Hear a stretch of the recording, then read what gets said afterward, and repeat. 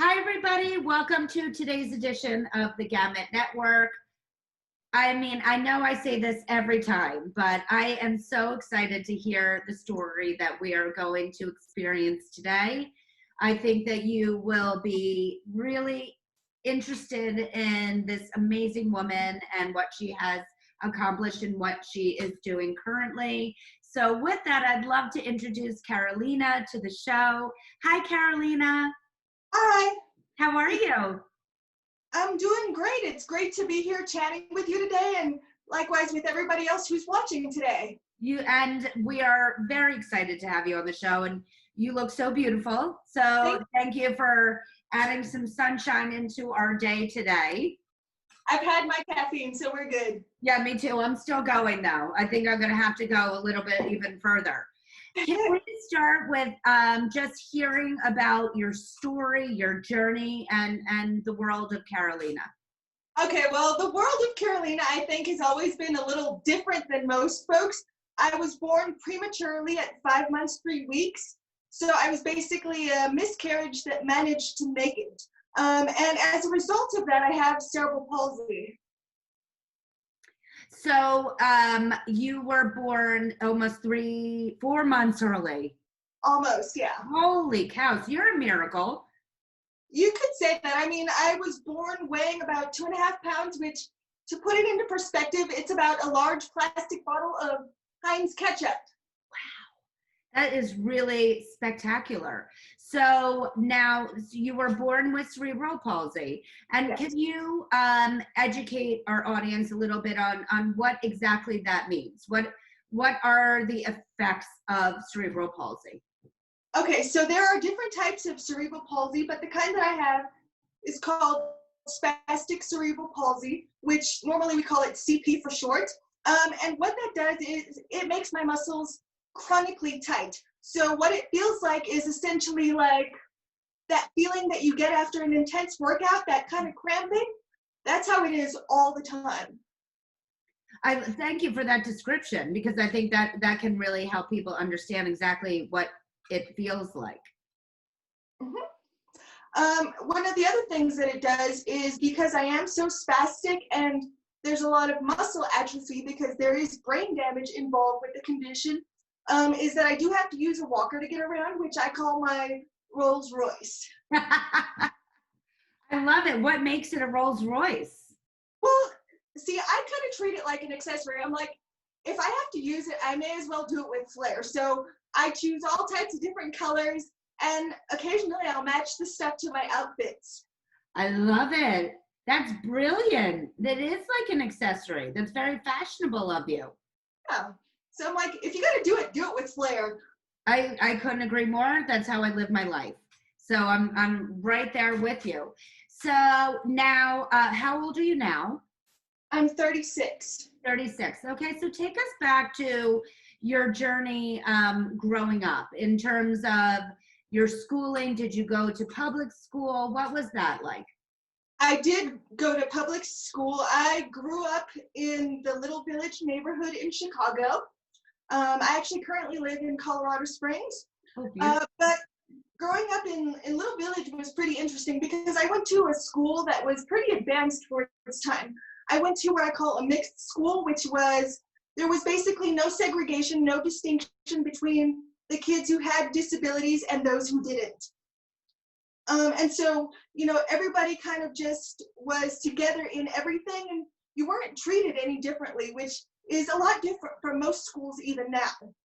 Absolutely. I love that. What's the name of the school? At the time, it was called Spalding. I don't know if that's still the name. I believe the actual school is still in existence, at least part of it. How beautiful. So not only did the kids with disabilities blossom, I'm sure, from that, but also the able-bodied kids to understand that everybody's the same, that you are as much a person as they are and deserve the same respect and education and everything that they do. Yeah, in retrospect, I really think I didn't appreciate that school as much as I should have. Because, now being in different school systems in different states and, having lived different places, I really noticed all of the differences. And the way kids are brought up to kind of see disabilities as we're all the same regardless, that's a really big thing. Absolutely. And I'm sure that helped to shape who you are today by having that confidence that you are as equal as everybody else. It wasn't always that way, though. I will say, because we moved when I was a kid to a different area of Chicago, where the school just was not equipped for children with disabilities. And on top of that, I had teachers who were unfortunately very racist. And so it threw me into things that I was not familiar with, that I wasn't prepared for, and it kind of took a toll on my self-esteem. I would imagine so. So you were dealing with not only the notion of having a disability, but also racism on top of it? Yeah. See, the town that my parents moved to when I was about 10 years old is a suburb called Berwyn. And this town, unfortunately, has a history as a sundown town. I'm not sure if you're familiar with that. I'm not, no.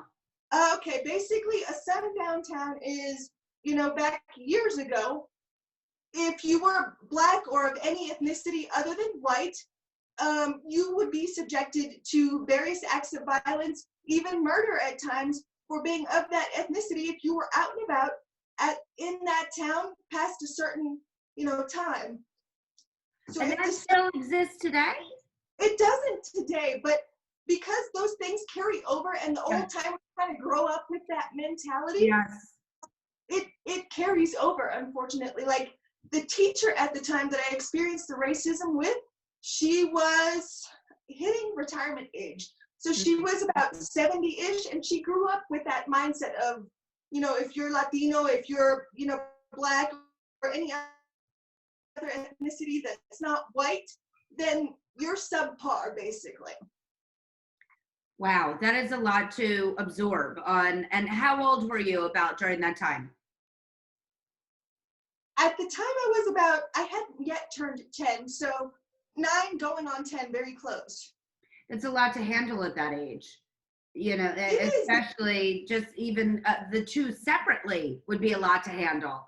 And then put them together, yeah. That must have been a very challenging time of your life. It was, but you know what? I learned a lot from it. And it was interesting because years later, when I was in my 20s, I ran into that same teacher. And she apologized to me and gave me a hug, and she said, "You were always a good student."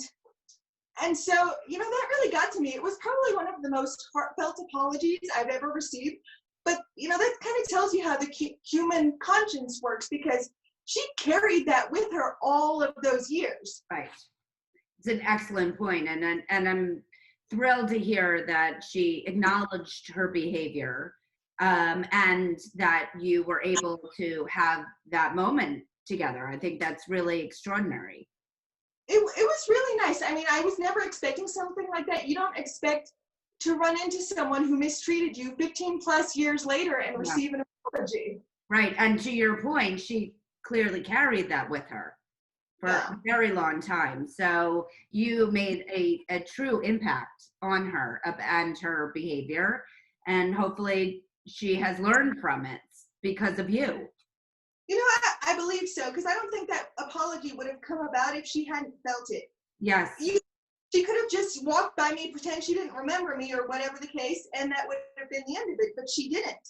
Yes, I'm thrilled to hear that that's the path that it took.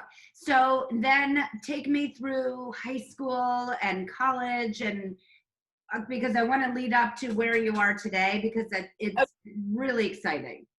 Okay, so my high school and college years were very interesting. I had a very invasive hip surgery to both my legs when I was 13. And that surgery basically resulted in me being in bed rest for 2 months and then another 2 months in the hospital. But while I was still recovering from the surgery and still in the post-surgical cast, which was basically a cast that went from under my arms to the tips of my toes. Wow. So a 2-month span with that. But while I was still in that cast, the doctor who performed the surgery died of a heart attack. And so it just kind of threw everything into a tailspin. My mom wasn't sure what we were going to do. He hadn't left some notes about something that he had mentioned about more surgeries that needed to be done in the future, all kinds of things. And so my post-care plan, it just kind of went down the toilet. Oh, boy. And as a result of that, I ended up in a wheelchair for almost 8 years. I am having a hard time wrapping my head around that. So the care of the doctor that you were under when he passed away, they were kind of lost without him on how to manage you? Well, I mean, they put another doctor, to kind of take over the care, but it wasn't with the exact plan that my original doctor had intended. And this new doctor didn't really communicate everything that was going to happen really well. The physical therapist that I got at the time was kind of what I call a textbook physical therapist, which means like they know what CP is. They've worked with certain people that have CP, but they think everything follows with the patterns that you normally would read about in medical textbooks. And with me, that's not really the case, because I'm someone who's very physically active. I work out a lot. And so I'm not used to traditional physical therapy. I do more like sports rehab. Right. And so this therapist didn't understand that. And so her therapy was more physical therapy that would be geared for like a senior citizen. That is so interesting and something I definitely want to spend a minute on, because I think there's a lot of misconceptions out there of, if you have cerebral palsy, this is what you are, and you are in this box, and this is how it, affects the body. Right. So inaccurate, as it really does affect everybody differently. I mean, I know that firsthand with my son, who has a form of muscular dystrophy, and there's 40 different versions of muscular dystrophy. And even within the form that he has, which is very rare, but it even in the few people that I've ever had contact with that have his version, it affected each one of them differently. So it really has to be taken on a case by case basis, as you are evidenced by. Right. And so that's one of the things that didn't happen during that time frame. And what most people aren't familiar with is the period after a surgery is the most crucial as far as rehabilitation. So if you're not getting the kind of rehabilitation that you need and the quality of rehabilitation that you need, it can really set you back or leave you worse than you were before you had the surgery. And is that what happened with you? Essentially, yeah. Because I ended up, they had told me originally that after the surgery, in about 6 months, I would be up and walking and everything would be fine. And it didn't work out that way. It took 8 years, and it basically had gotten to the point where, I told my mom, this physical therapy isn't working. I don't want to do this anymore. I'm exhausted. And so I stopped going. And I decided to just take things into my own hands and do pretty much everything that the physical therapist told me not to do. So I took scholarship money that I got while I was in college, and I bought myself exercise equipment with the leftover money. And so I started on a treadmill 5 minutes at a time, and I just kept working it up until eventually I was able to get myself walking with the walker.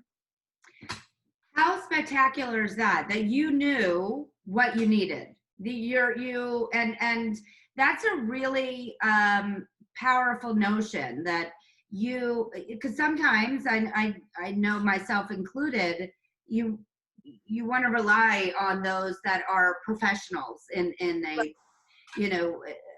part of your life, but sometimes whether it's a mother's instinct or whether it's your instinct, that what's going to be better for you, and how amazing that you listened to that. I think, that's really important, because sometimes we tend to ignore our own intuition, even when it comes to these types of things, because you're like, oh, the expert knows best. But no, the expert isn't going to know your body better than you. Yes. So if there's something that you feel this isn't right, then you need to keep pursuing that until you figure out what it is. And I'm so happy that you mentioned that, because I think that's incredibly important for our viewers to hear and listen to, because had you not listened to yourself, you might be in a very different position right now. I would still be in that wheelchair, to be honest with you. Yeah. I mean, I was a wreck. Everything was a wreck. And you can imagine what kind of toll that takes on a 13-year-old, because you're getting to adolescence, all your friends are, starting to date, go out and have fun. And, here I was undergoing major surgery, which, oh, by the way, the doctor dies of a heart attack in the process, and kind of just upends everything. Wow. So now you go through college. What happened after that? What led you to where you are today? Okay, so college in and of itself was an interesting experience because I don't come from a family of a lot of means. We're basically a lower middle class family. At the time, my parents were living paycheck to paycheck because they had just had my little brother and all that kind of thing. And then my little sister was born a couple of years after my brother. There's a big age gap between my youngest siblings and I. But with that, where I'm going is basically, they didn't have the means to send me to college. So I knew right off the bat that if I wanted to educate myself, I was going to have to do really well academically, because it wasn't like I could do, sports and get those types of scholarships. So it had to be brain over brawn, as I say. And you did it. I did. I was able to pay for my college education strictly on college scholarships, a bit of financial aid, and then, as I said, monies that I had left over from those things I used for my rehab. How brilliant.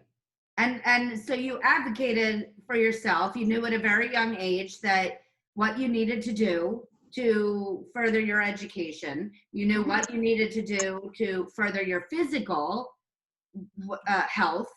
And that, I would imagine, is very indicative of your career, also in your success of what you're doing now. And I'm excited to tell everybody, or actually I would love you to tell everybody what you are doing now, because it's a really important role.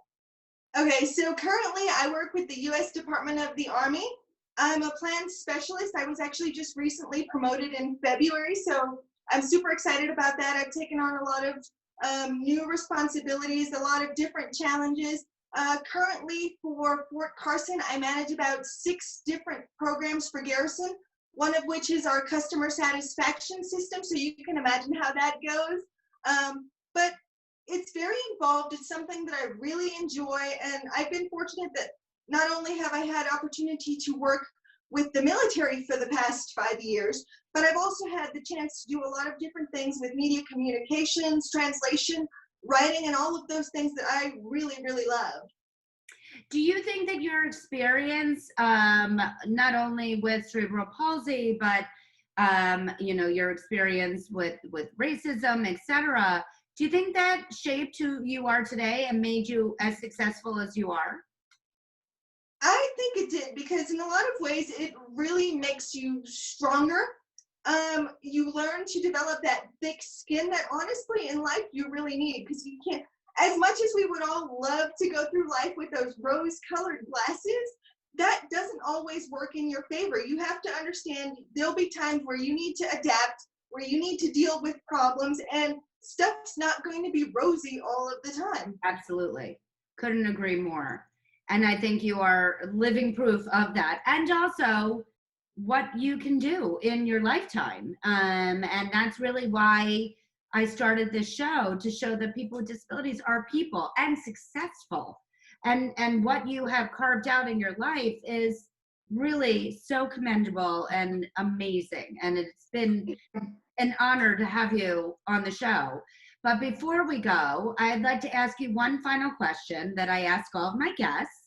And that's about the power of a vision board. It is something that I definitely lead my life with, and putting on my board what I hope to accomplish in this lifetime. What or who would be on your vision board? What or who would be on my vision board?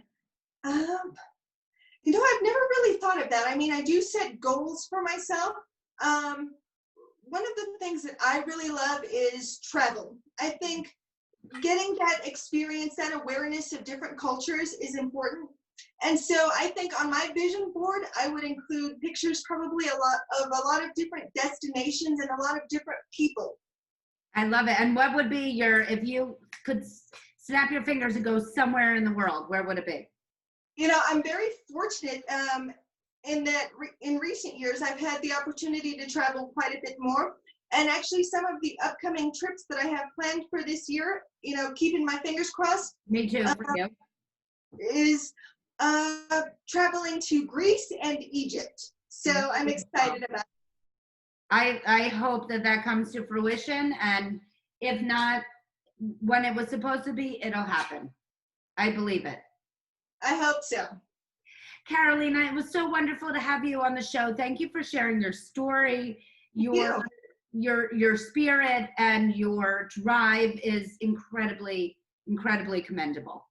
Thank you so much, and thank you to everybody watching. I hope to get the chance to chat with everyone again at some point in the near future.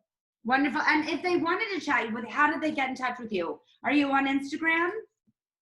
I am on Instagram. I don't have my handles off the bat because I turn everything off so I can focus on work, and I do, you know, different side projects, so I'm not constantly glued to my social media. But I am going to start a Facebook fan page. So for those of you watching this who want to be able to contact me for anything, that will be the way to go.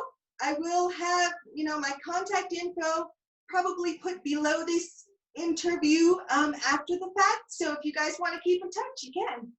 Perfect. That sounds perfect. Thank you again so much. Have a great one. You too.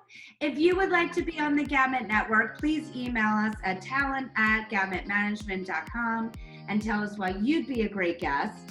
Please also make sure to subscribe to our YouTube channel at the Gamut Network, as well as our social handles at Gamut Management.